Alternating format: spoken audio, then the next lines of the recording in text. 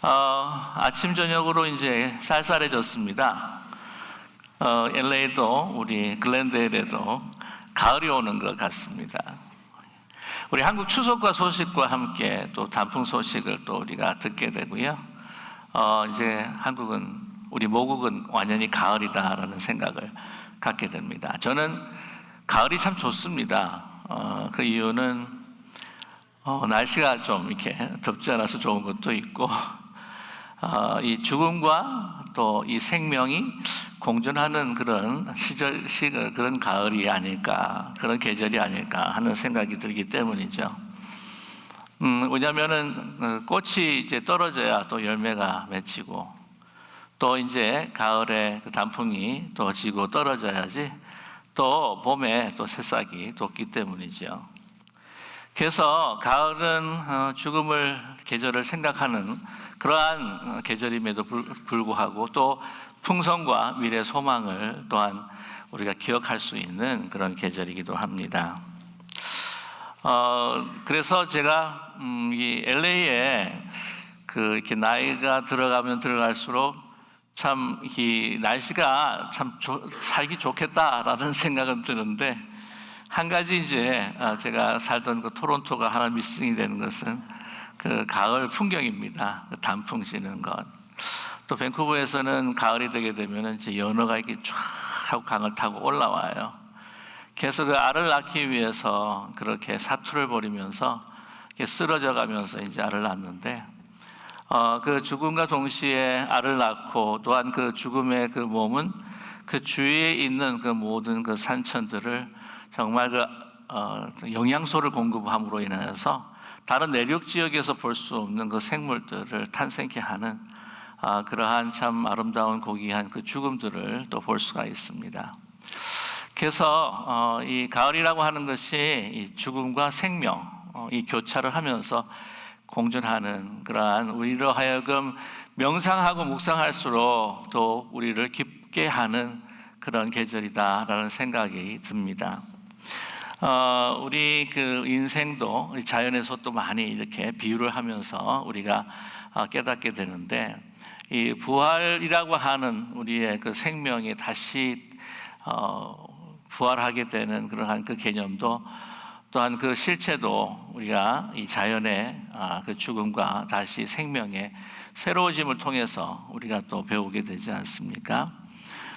이 자연이라고 하는 것을 봤을 때의 하나의 생물학적인 그러한 그 접근으로 인해 가지고는 이 모든 이 에너지를 통하여서 또 이렇게 그 DNA의 어떤 조합을 통해서 이제 죽고 또한 다시 살아난다라고 이렇게 우리가 좀 생각하고 있습니다만은, 그러나 우리 믿는 사람들을 봤을 때 그 뒤에 하나님의 그 창조의 그 섭리뿐만 아니라 그때 창조하실 때 만들어 놓고는 그냥 손을 그냥 접고 그냥 그대로 내버려 두시는 하나님이 아니라 지금 자연의 모든 현상 가운데에서도 직접적으로 관여하시고 그 창조 때에 성령께서 운행하셨던 것처럼 우리 지구의 모든 자연 속에서도 이 영적으로 이 성령께서 운행을 하고 계신다라고 하는 것을 또한 느끼게 됩니다.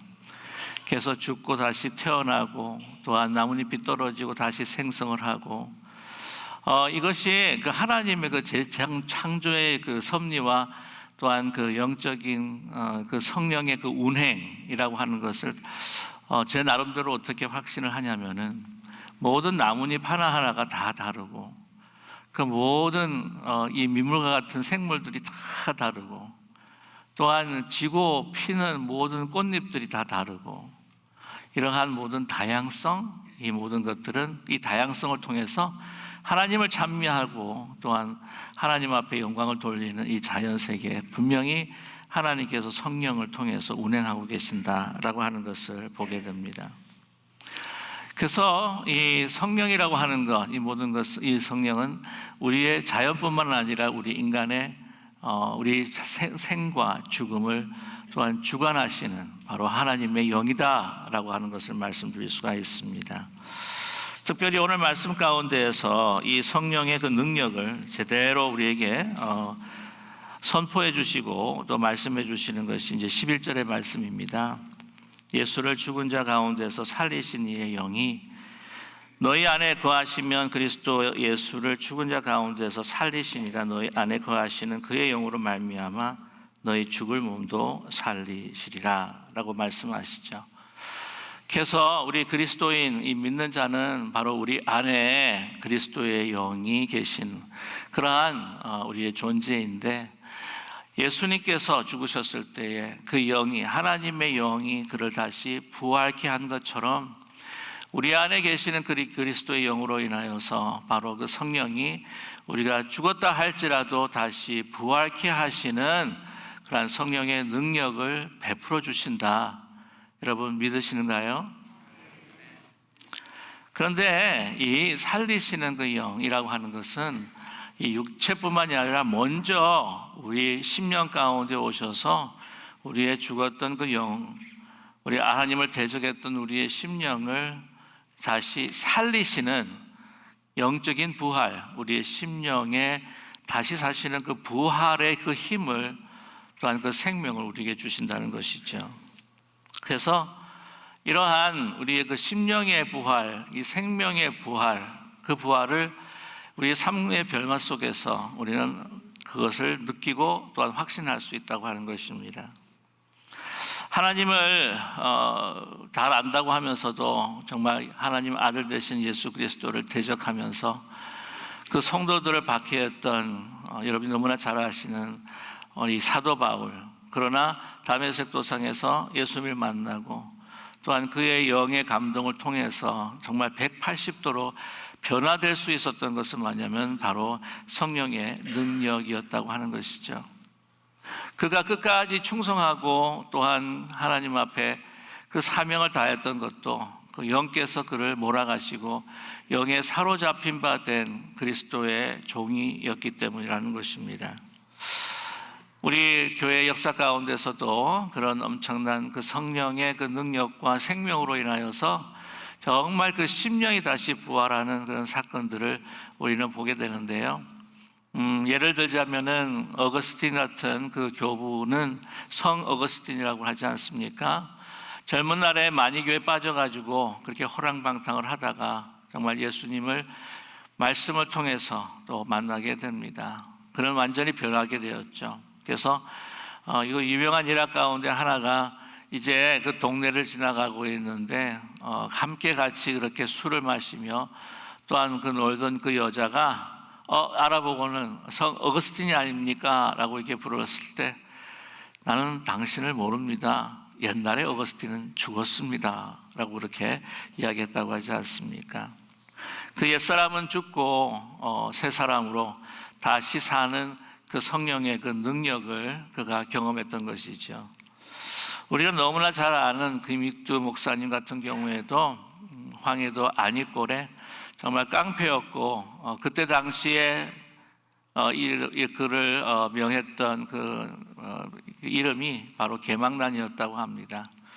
그래서 사람들이 정말 그 사람만 오늘 하루 만나지 않으면 정말 나는 오늘 너무나 다행인 정말 좋은 삶이다 라고 이야기할 정도로 그렇게 많은 사람들에게 고통을 주었던 사람이었죠. 그가 과거 급제하기 위해서 열심히 공부했지만 그 탐관 오리들 또 부패로 인해서 과거 급제를 하지도 못하고, 또 아버님이 일찍 돌아가셨기에 또한 생계를 위해서 장사를 하다가 다 망해버리고, 그래서 그 모든 분노를 다 이 세상에 퍼붓기 시작했던 것이죠. 그러나 스월은 이 선교사님을 만나고 난 다음에 그리스도를 영접하게 됩니다. 그래서 완전히 바뀌죠. 먼저 자기가 부고장을 냅니다. 김익두 죽다라고 부고장을 내지 않았습니까? 그 다음부터 정말 진짠가 이 성경을 들고 복음을 전하는데 구정물을 확 붓는 사람, 그 사람한테 하는 이야기가, 옛날 김익두가 죽었기에 망정이지 그가 죽었기에 오늘 당신이 살았습니다. 어떤 취객이 알아보지 못하고 그냥 막 난동을 부리면서 그냥 구타를 그렇게 심하게 했던 거죠. 정신을 차려보고 나니까 김익두였어요. 그때 목사님이 부흥회 가는 그 당시였는데, 그래서 어떻게 하면 좋겠습니까? 너무너무 죄송합니다 하고 싹싹 비니까 뭐라고 말씀하시느냐면은 예수는 내가 믿고 복은 당신이 받았소 라고 이렇게 이야기했다지 않습니까? 그 변화, 정말 그 삶의 180도의 회심, 그것은 성령의 능력이고 생명이었다고 하는 것이죠. 그런데 여러분, 그것으로 우리가 예수님 그리스도를 우리가 영접을 했을 때에 우리 안에 성령께서 우리에게 들어오시지만, 그래서 우리가 예수님을 알고 구원받고 정말 아버지라고 부르며 하나님의 자녀가 되어서 구원받은 사람들이지만, 자녀들이지만, 그러나 그것으로 다 끝난 것이 아니라 바로 시작이라고 하는 것입니다. 시작인 거예요.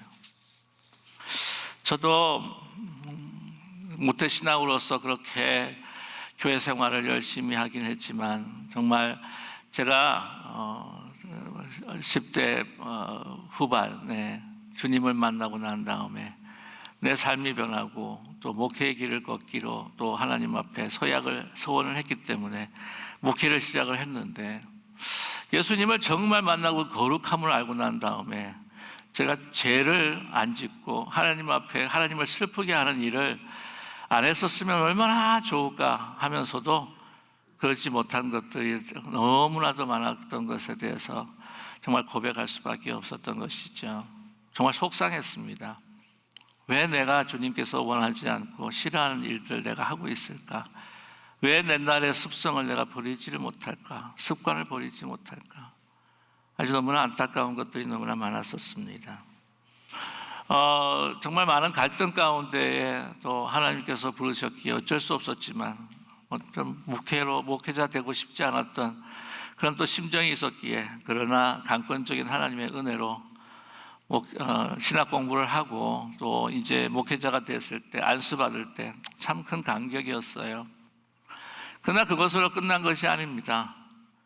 목회 안수를 받으면서 목회자로서 또 새로운 시작이라고 하는 거죠. 그때부터 시작입니다.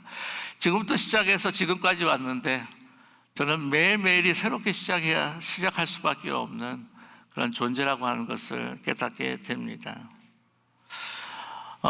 정말 끊임없는 예수 그리스도께서 재림하시는 그날까지 우리는 정말 우리 가운데 계시는 그 성령으로 오늘 말씀을 보게 되게 되면 정말 내 그 육신이라고 하면은 sarx라고 해서 죄된 본성과 매일매일 싸우고, 특별히 정말 그것을 이제 죽여야 하는 그러한 영적 전쟁의 한가운데 있다고 하는 것을 고백할 수밖에 없습니다.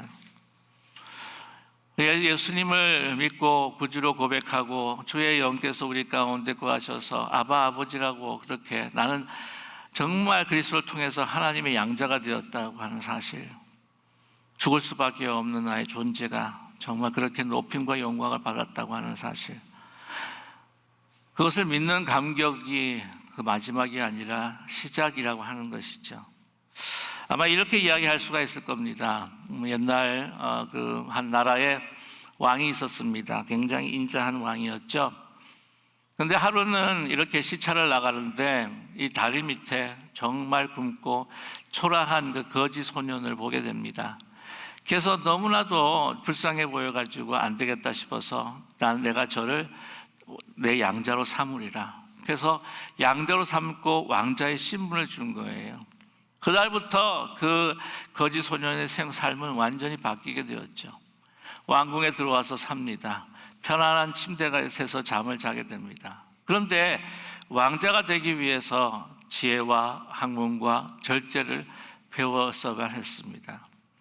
거지 생활하면서 배웠던 많은 욕지거리들을 또한 제어하면서 정말 선량한 말들을, 지혜 있는 말들을 많은 선생들을 통해서 배워가기 시작을 합니다.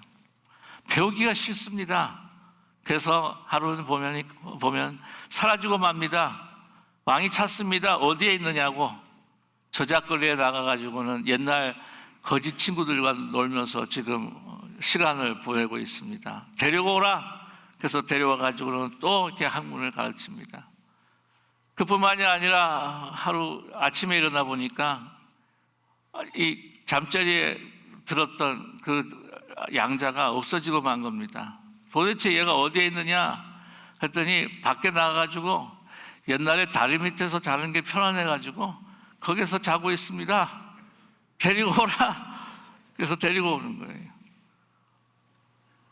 근데 양자로 삼았지만 정말 왕자가 되기 위해서는 훈련받고 왕자로서의 그 절제와 지혜와 모든 겸양과 모든 그것들을 갖추는 그러한 생활들을 해야 하는 것. 그 몸에 익어야 하고 또한 그 몸을 습득할 때에 참으로 참된 왕자 또한 그 왕의 양자가 될 수 있다는 사실이겠죠.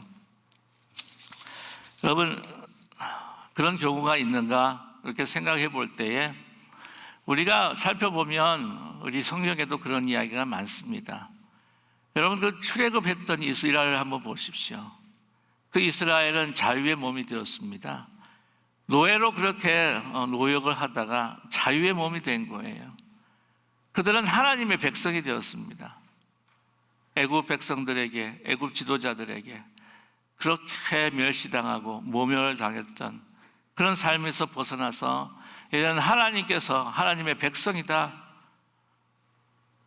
그들을 먹이셨고 그들을 입히셨고 그 신발이 헤이지 않았고 물이 필요할 때 물을 주셨고 만나와 메추라기를 공급하셨고 불기둥과 구름기둥으로 그들을 인도하셨지 않았습니까? 그런데 그들은 어떻게 합니까? 계속해서 원망합니다. 계속해서 애굽을 잊어버리지 못하는 거예요. 옛날에 먹었던 참외, 수박, 마늘이 어디 있냐? 그 어떤 것보다도 소중한 자유를 주었건만, 하나님의 백성이라고 하는 그 신분을 주었건만, 그 옛날에 그 쾌락의 기억들, 그 조금 우리 입맛을 그렇게 즐겁게 하는 것들을 잊지 못해가지고 계속 돌아가겠다고 합니다. 혹시 우리와 저와 우리의 모습은 혹시 아니겠습니까? 그 왜 그렇습니까? 아직까지도 성령께서 우리 가운데 계시지만 우리 안에 죄된 본성이 남아있다고 하는 것이죠. 옛날의 죄에 대한 그 쾌락의 추억들, 이 쓴뿌리의 아픔들,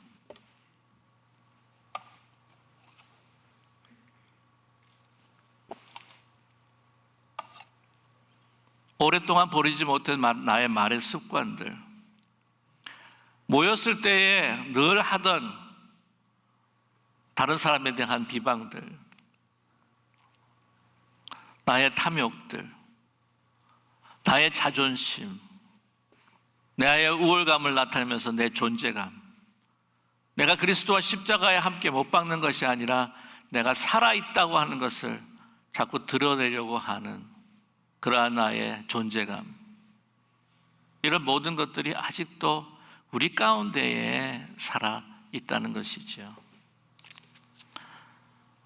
오늘 말씀 가운데 바울은 분명히 우리에게 이야기하고 있습니다. 그 육신을 죽여야 한다. 그러므로 형제들아, 12절의 말씀입니다.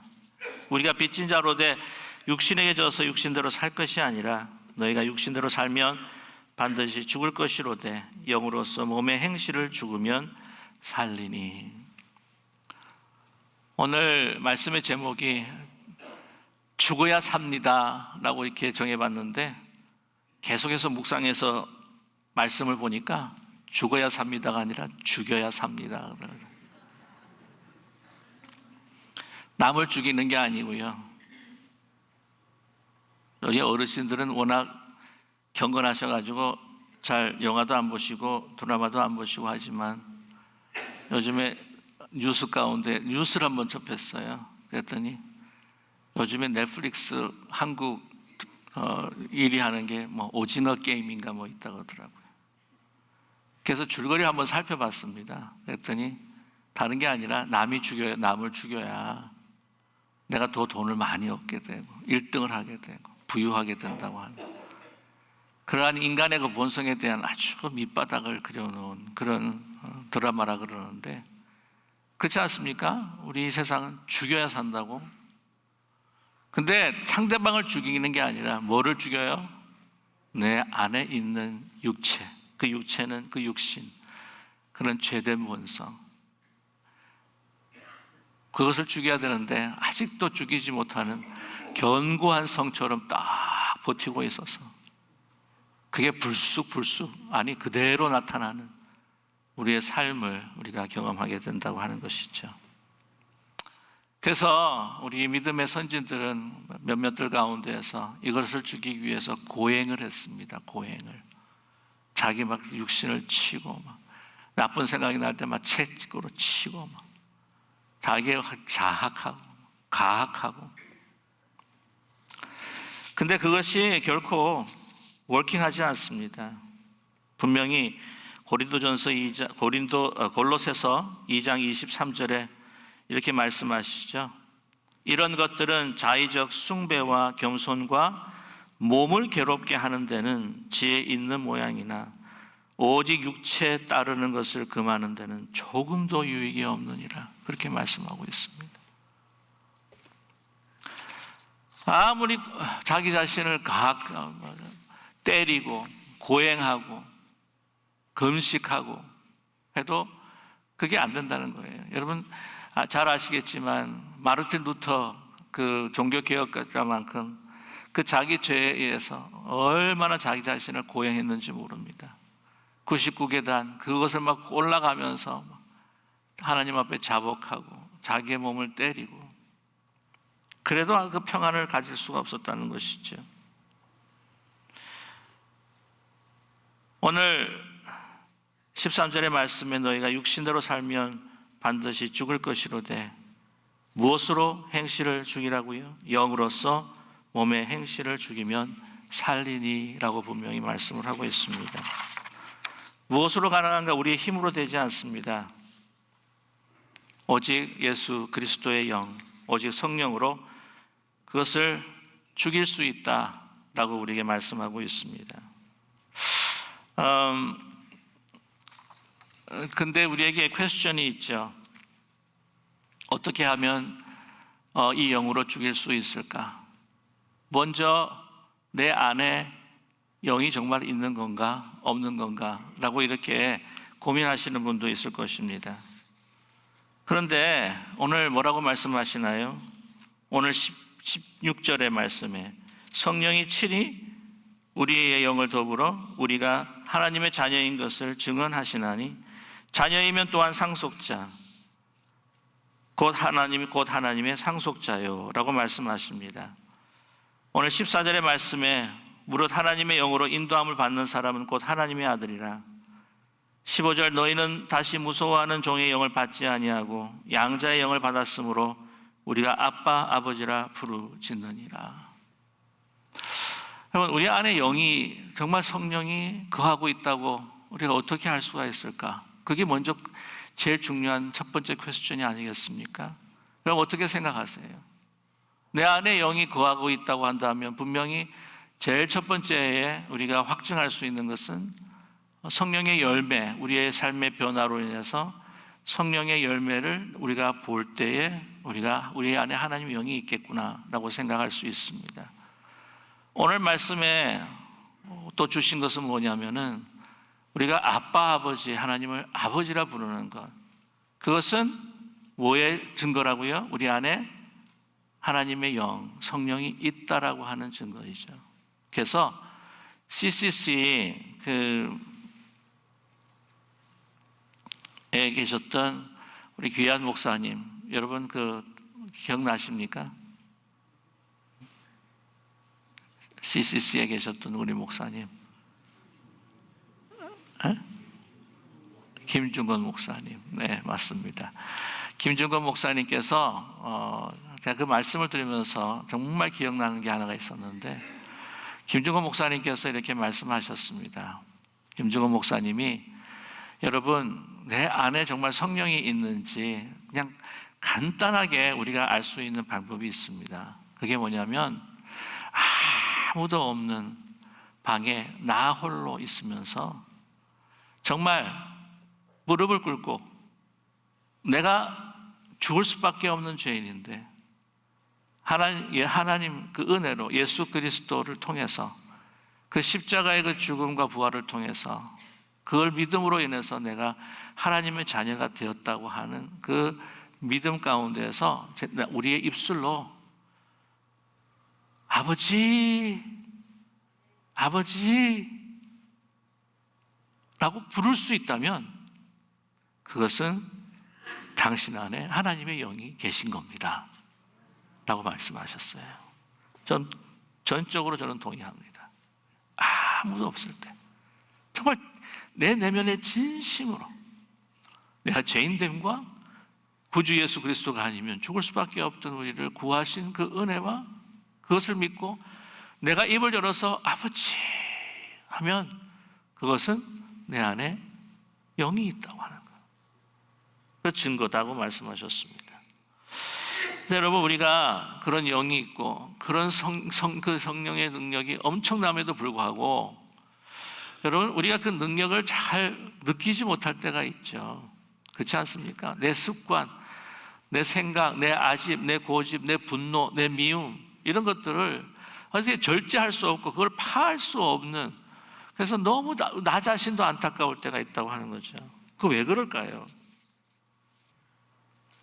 야고보서 4장 5절을 제가 여러분께 읽어드리겠습니다. 너희는 하나님이 우리 속에 거하게 하신 성령이 시기하기까지 사모한다 하신 말씀을 헛된 줄로 생각하느냐. 뭐라고 말씀하세요? 우리 속에 거하신 성령님이 시기하신다고 합니다. 뭘 시기하세요? 성령님에 대해 우리 안에 있는 성령님이, 우리가 성령님을 생각하지 않고 자꾸 딴 생각만 하는 거, 그것에 대해서 막 시기를 하시는 겁니다. 여러분 믿으십니까?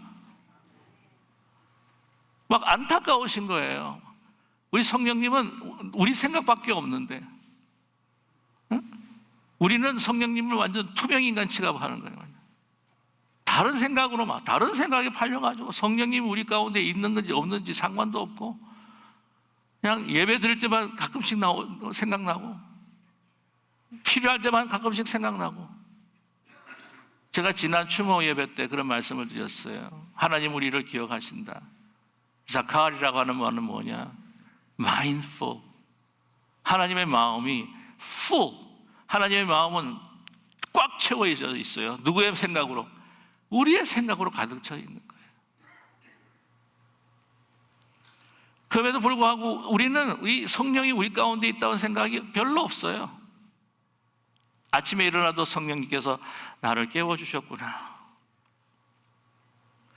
성령님께서 나를 평안히 눕게 하시는구나. 이게 아니라 깨어나면 오늘은 뭐 하지? 오늘은 세상이 어떻게 됐나? 뭐 우리 없어도 세상 잘 돌아갈 수도 있는데 뭐 오늘 뭘 먹지? 일어나서 다른 걱정, 오늘 어떻게 이 비를 내야 되지? 다른 생각뿐인 거예요. 그러니까 우리 성령께서 내 안에서 역사할 수가 없는 겁니다. 저와 여러분, 시기할 정도 우리를 위해서 그렇게 우리를 사모하신대요. 그 그리움과 사모함을 느끼십니까?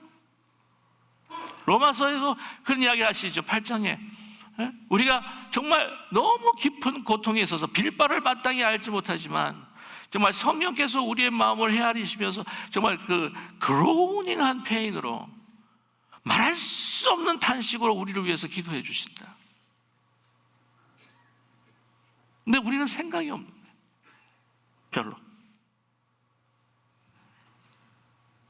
우리는 우리의 현실에 대한 걱정 할 수밖에 없겠죠. 우리 어떤 취미 생활, 모든 것에 대해서 관심, 성령께서 우리 가운데 있는데도 우리 나 좀 바라봐줘, 나 좀 생각해줘, 나 함께 있는데 좀 알아봐줘. 전혀 생각이 없는 거예요. 여러분, 저와 여러분, 우리의 이러한 육체의 어떤 소욕들과 우리의 이 성화되지 못한 이 보는 부분들, 우리가 할 수 없는 부분들이 성령께서 하시기 위해서는 성령께서도 우리를 마인풀하시고 우리를 사모하지만 우리도 성령을 사모하고 성령을 마인풀하게 되면 이런 놀라운 역사가 일어날 줄로 분명히 믿습니다. 저 퀴즈 하나 낼게요. 장독이 있는데 장독의 밑에가 깨져가지고는 물이 새요. 그러면 그걸 붙이지 않고 물이 가득 차게 하는 방법. 이렇게 해서 막 부으셔도 좋습니다. 물론 여러분이 물론 막 부으셔도 좋습니다. 그래도 찰까요? 빠지죠. 어떻게 하면 됩니까? 장독을 강물에다 던져버리면 돼요. 나를 성령 안에다 쫙 던져 넣으시면 돼요.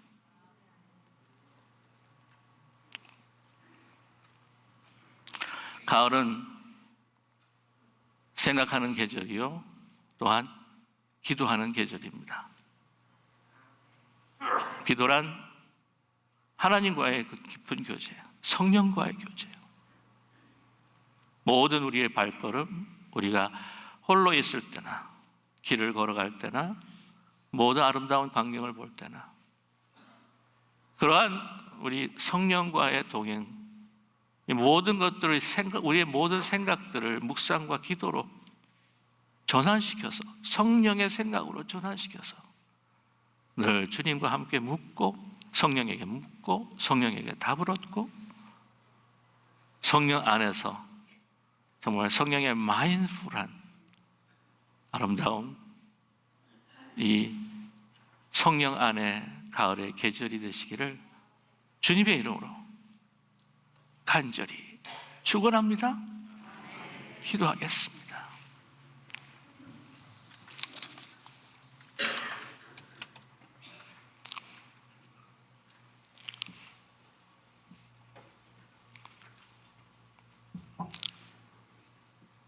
사랑의 하나님,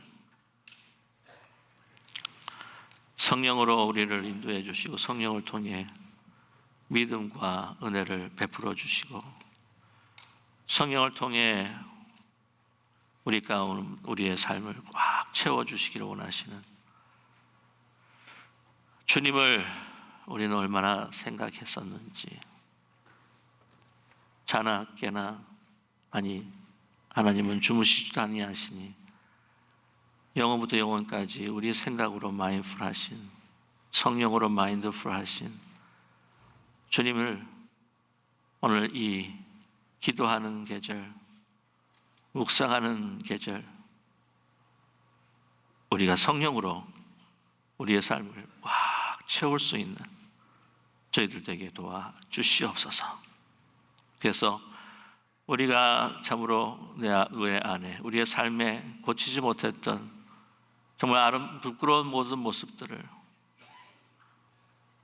우리가 하나하나 주의 성령의 능력으로 파하면서 우리가 행복을 추구하는 것이 아니라 그 무엇보다도 행복을 추구하기 이전에 먼저 하나님 앞에 가까이 가는 거룩함을 추구하는 주님과 함께 성령 안에서 동행하는 이 가을의 계절, 생명의 계절이 되게 축복하여 주시옵소서.